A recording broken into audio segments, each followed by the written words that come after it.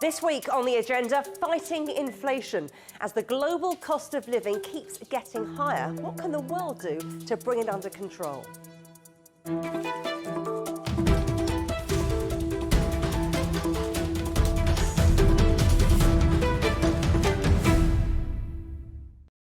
Inflation is now the global economy's biggest enemy. That's according to the head of the International Monetary Fund, Kristalina Georgieva.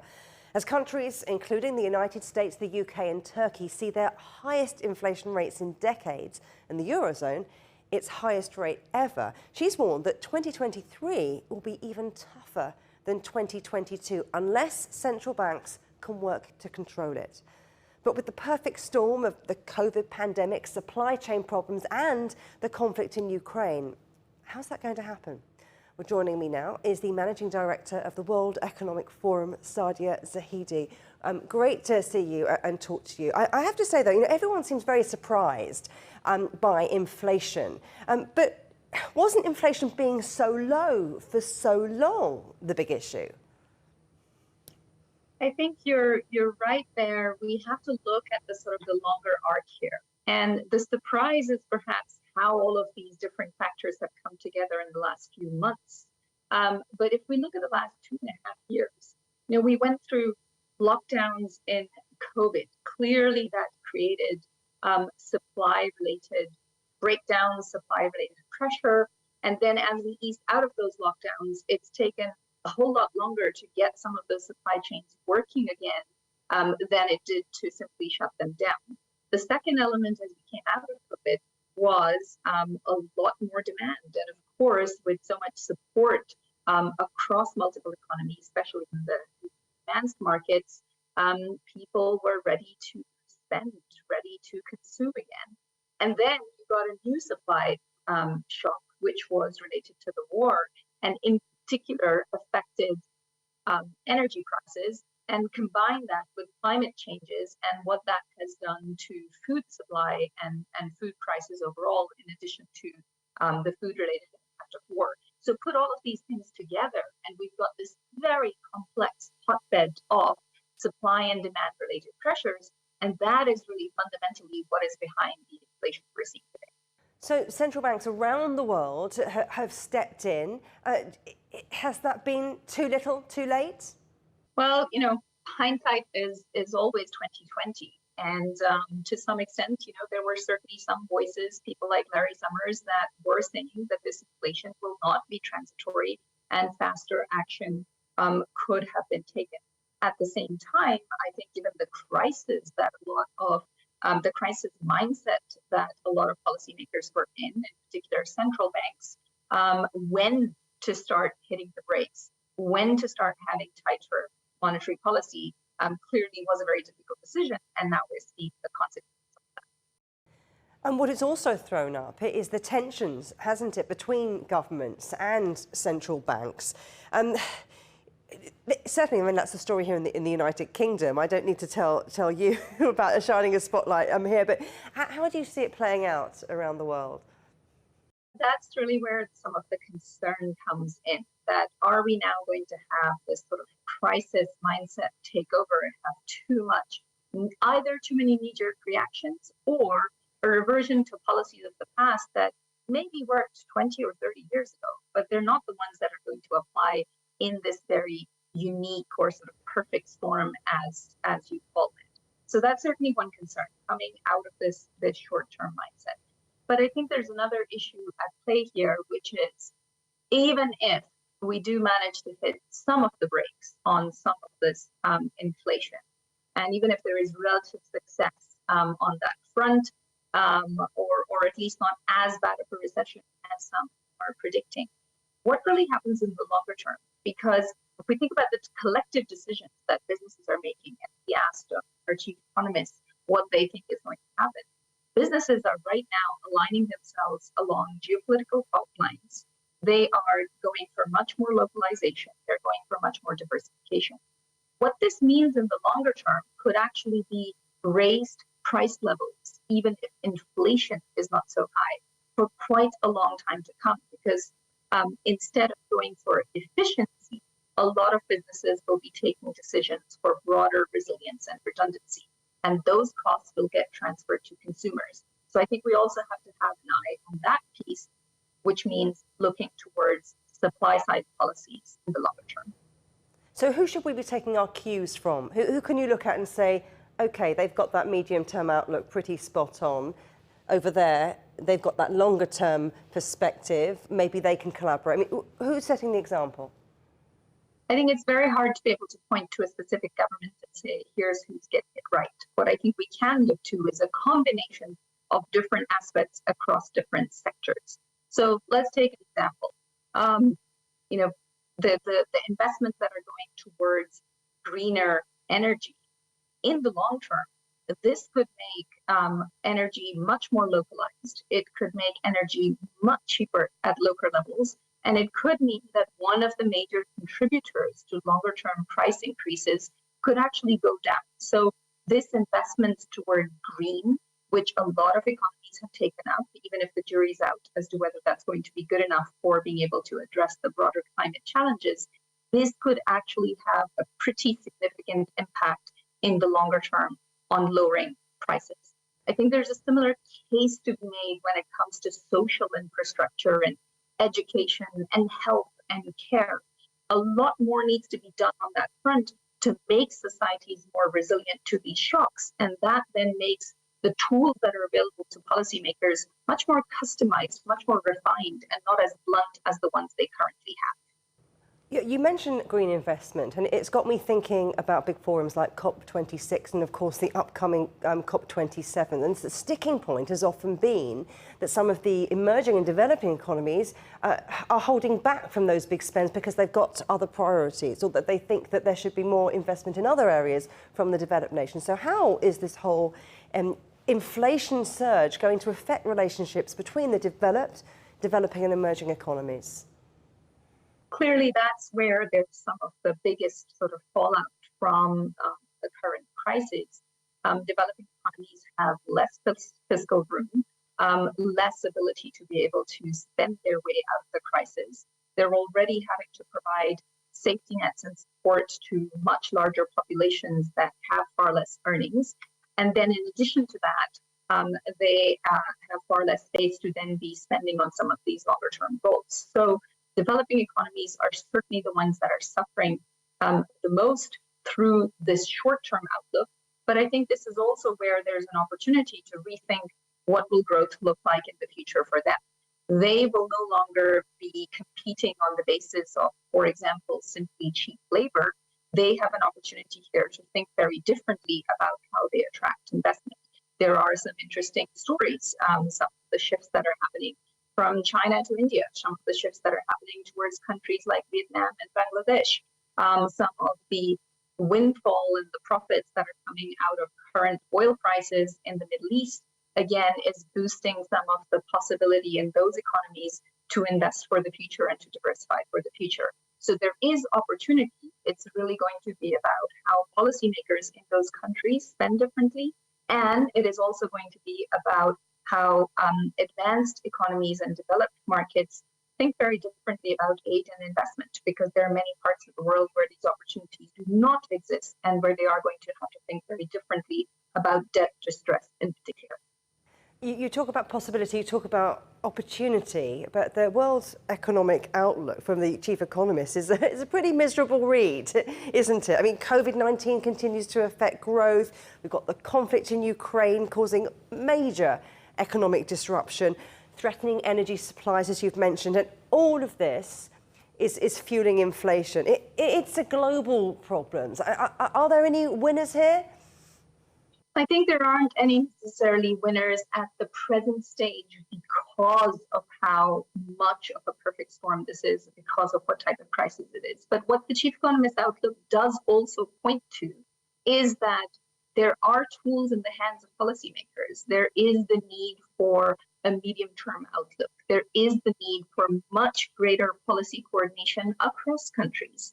These are global problems, therefore they do require global coordination. And so looking again towards multilateral institutions and seeing how they can provide greater support, greater coordination, I think that's going to be the way to go. And the outlook does point to that, while at the same time pointing out all of the concerns around the grim picture at present.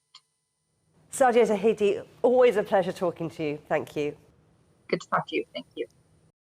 Still to come here on the agenda, pipeline problems, why rising energy costs are threatening to push the world into recession.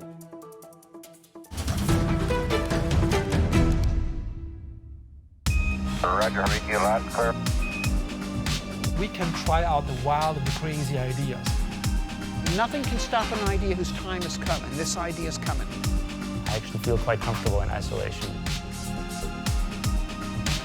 We should all be very basic when we're trying to save the world. Oh, no. We hope it will happen. We have to live in hope.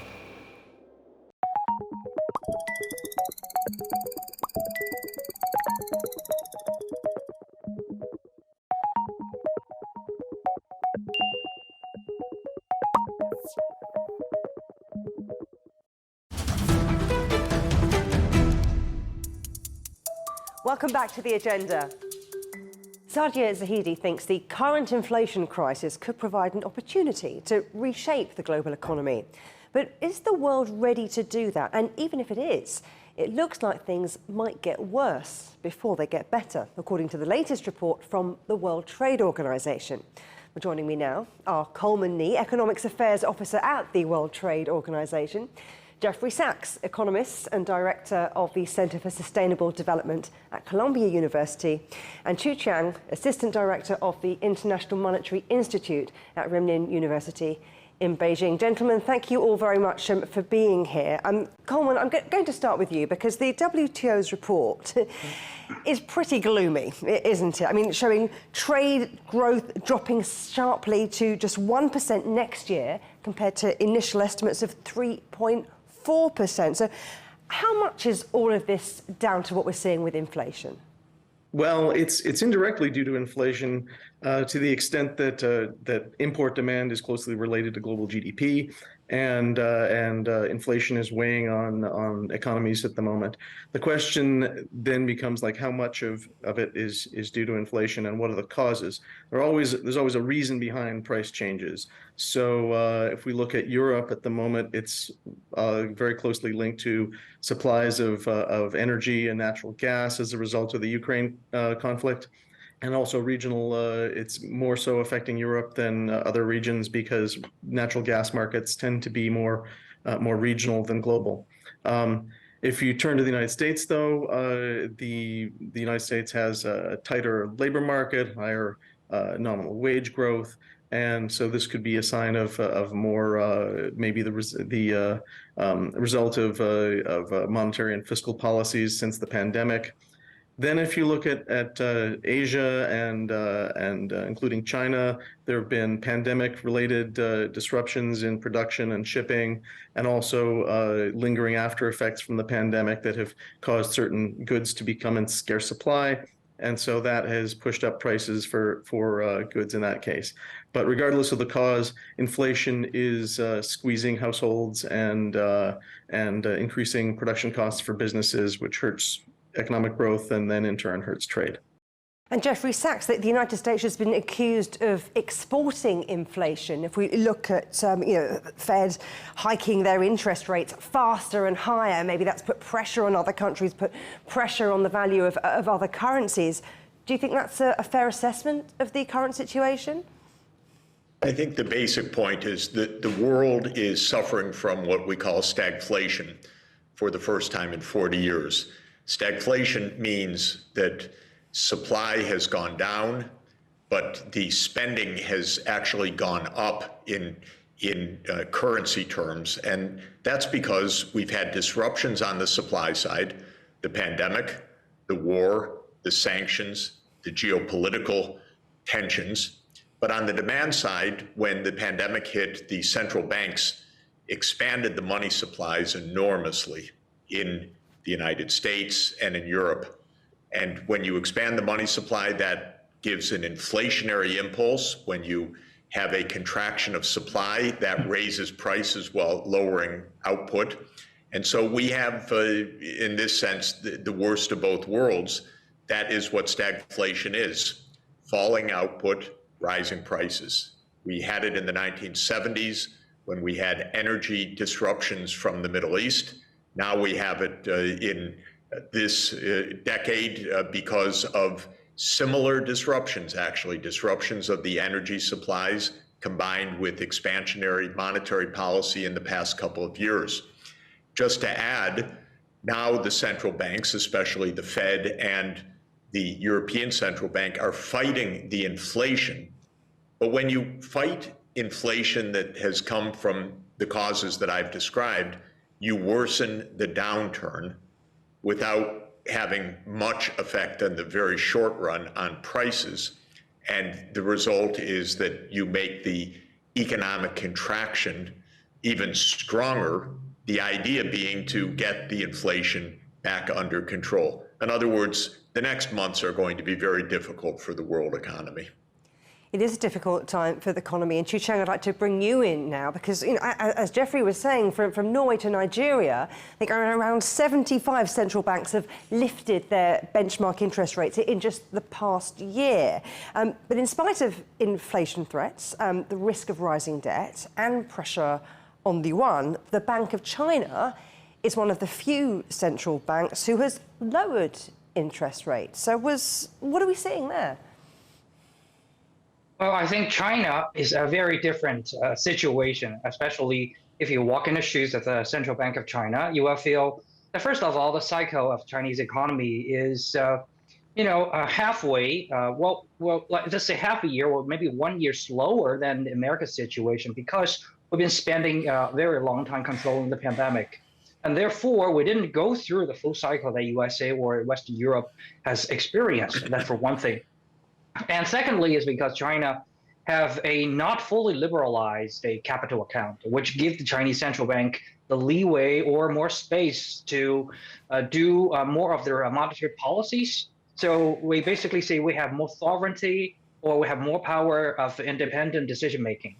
And also, if you take a look at Chinese manufacturing sector, which is amazing.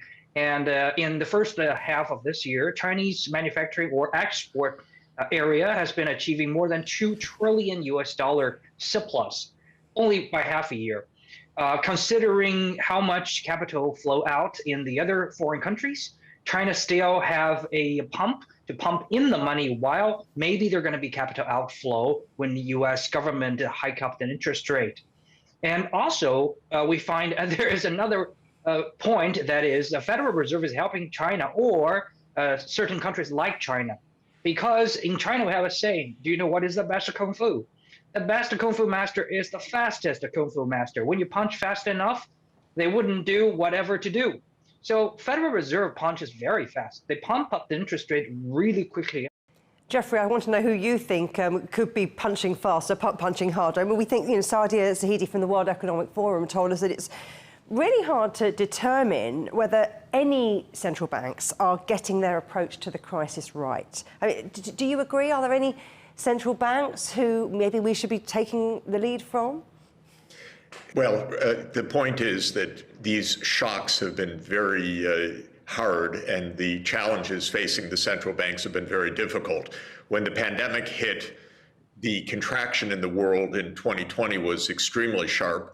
And the reason that the Federal Reserve pumped in a lot of money at the time, really an extraordinary amount, trillions of dollars pumped in by the central bank through open market operations, was to prevent a financial crisis alongside the pandemic.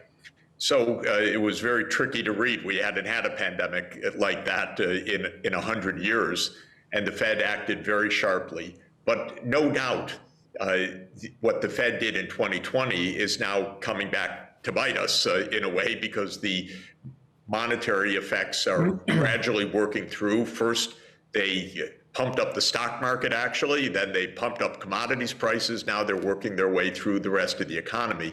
And at the same time, those supply shocks that I talked about, not only the pandemic, but the war, the sanctions regime, which has really had a big boomerang effect on Europe. It applied sanctions, but it's getting very hard hit by the sanctions that it applied. And Also, we can mention one other major category of supply shock, and that is all the climate-related disasters that we felt around the world, in China, in Europe, in the United States, in many developing country regions, also having its adverse effect on supply, contributing further to price increases in food and other commodities. All in all, this is a mess. We are in a crisis with no easy solution. The most straightforward thing to do when you're hit by supply shocks is to try to end those supply shocks. I speak every day about the need for a negotiated end to this war and a reversal of this sanctions regime, because then we could get back to an economy that we can recognize out of this massive crisis economy. As long as the war in Ukraine continues, as long as the sanction regime continues, Europe's going to be in a very deep crisis, and that is going to have effects all over the world. So central banks can't solve problems like that. Central banks can't solve problems. Coleman, I wonder if this is something you agree with, because that they do face a tough choice, don't they? It's something that the WTO report makes quite clear. Don't do enough, and you might need stronger intervention in the future. Do too much, risk triggering recession. So is there any way to get that balance right? Well, there's no magic formula. If there were, then governments would adopt it automatically. The important thing is for us not to do anything that will exacerbate the problems in the short term. There's a strong temptation to use trade policy, export restrictions, and so forth to secure access to goods that have been affected by the crisis, the war in Ukraine, like food and fertilizers. But this is only going to exacerbate inflation, and it's going to lower living standards, particularly in poor, developing economies, but also lower income consumers in advanced economies. This is something that during the pandemic, we saw initially a lot of governments tried to impose export restrictions on medicines and other medical supplies, and it turned out it didn't work that well. So they soon found that the trade was more important. And I think that the supply side of this problem is something that central banks and fiscal policy can't really address directly. And the important thing is for governments to engage with the multilateral trading system to keep markets open and to allow easier access to these essential goods that could cause a humanitarian crisis in developing countries if things get worse. Jeffrey, I can see you nodding vociferously along there. Coleman was talking about trying not to exacerbate the problem, but if we look at where we are now, one of the biggest drivers of inflation globally has been rising energy prices because of the conflict in Ukraine. It's been exacerbated by the problems we've seen with the Nord Stream pipeline. So is there really any way that inflation can be tackled while we've got this energy crunch? Well, the inflation can be tackled, but it will deepen the downturn of the real economy. Jobs lost, output falling. And what Coleman's saying is very wise. There's a great tendency in crises to improvise, in part by very protectionist policies. Each country acts in a way that thinks it's good for its local politics, but when you add up the barriers and restrictions that get thrown up, that's another supply shock in the world. It's another major disruption to how the world economy works. And so when you go into a downturn, if it gets compounded by protection, you can get a disaster. By the way, the Great Depression is a historical case that started about 90 years ago, and there was a downturn, a financial crisis, but then one country after another resorted to protectionism, and that led to a further downward spiral. And I think this point is really worth emphasizing because there's so little trust among the major economies right now. The big economies don't even talk to each other. The US and China, to my deep regret, have very bad relations right now. I put a lot of the blame on the United States, by the way, for this, because it's been in a kind of heated contest with China, and it's creating tensions. But the more these tensions are there, the harder it is to avoid a downward spiral. So normal people want the economy to function. They don't want high geopolitical tensions, wars, sanctions, and all the rest. And we actually pay for our governments, I think, to negotiate, not to fight wars. And so I'd rather that we were toning down the tensions and solving the supply side crises. Just again, to emphasize, central banks can stop inflation, but they can't do it without causing a lot of pain. And they're intent on stopping the inflation, so the pain is on its way already. If we want to reduce the pain, you don't look to the central bank, you look to the underlying sources of the pain and you try to solve those problems. Qiang, Jeffrey was there talking about ordinary people. What about ordinary people in China? I know you said already that maybe they're a year behind other parts of the world, but inflation's much lower than it is in the United States and that it is in Europe. So I'm wondering, are those ordinary people feeling the pinch in the same way? And how has China managed to keep its figures where they're at? Well, for China, we really have a very different situation in here. I feel very sorry for the price up in Europe and in other part of the world. But in China, we do not feel quite so much about the price up because, well, very simple fact, we can still import low-priced oil and gas from a certain region of the world, which helped China a lot. And also because China paid a lot of attention to pandemic control. So we try to minimize the impact of the pandemic, especially the shortage of hand to our supply side. Well, I've been reading the Embers statistics in the US right now, even though the death rate for the pandemic is basically near to zero, for sure, that's a fact. But we've been looking at, according to their own statistic, there are still being directly 14 to 15% of the shortage of the labor in the US market caused by the pandemic. For example, you're going to attend to your children who got a fever right now, or you got a really bad condition, you don't want to do your job today, so you have to call it a day. So this kind of situation still takes away like 15% of the labor forces out of the market every day, but he's still going to pay for their salary. And also, in order to get the hand, you have to hire the temporary help. So therefore, it pushed up the whole cost. Plus, you got oil and gas problems in America and in Western Europe for sure. So in China, we do not have such a kind of problem.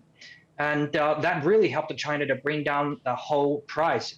But of course, we've been still feeling the chillings of the whole economy because the whole world demand has been shrinking, high price, and the choking supply chain. So we cannot say China is not affected, but we're trying our best to solve our own problem. And while China is trying to solve its own problem, Coleman, I wonder, does the rest of the world just have to get used to higher inflation?